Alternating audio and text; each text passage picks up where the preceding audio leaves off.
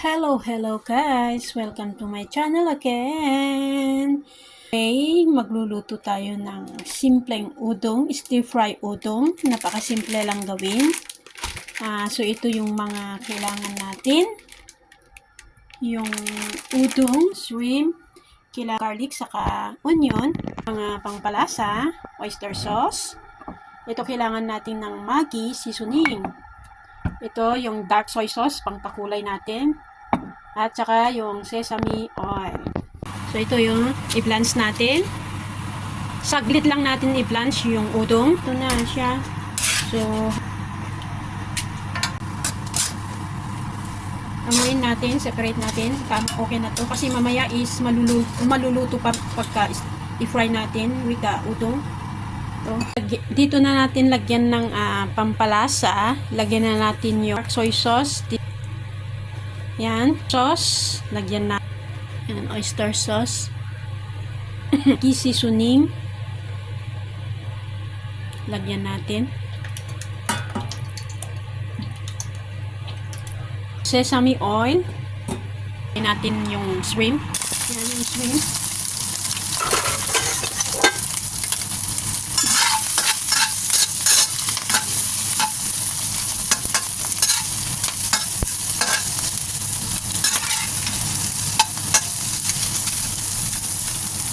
Pag naluto na yung shrimp ng ganito, so separate na natin.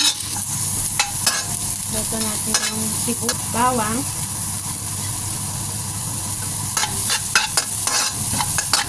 Yan guys.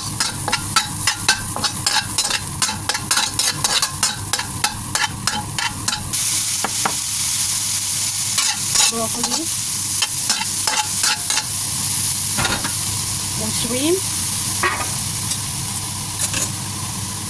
Then, yung udong na marinate natin kanina. Halo natin.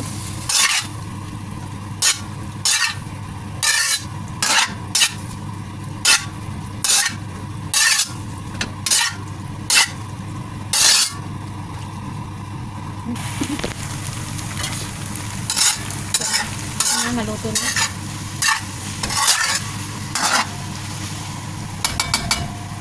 Na to. Sarap-sarap.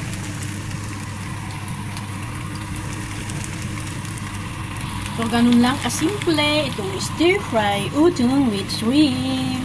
Sarap-sarap. Thank you guys for watching. Bye-bye. See you on my next vlog.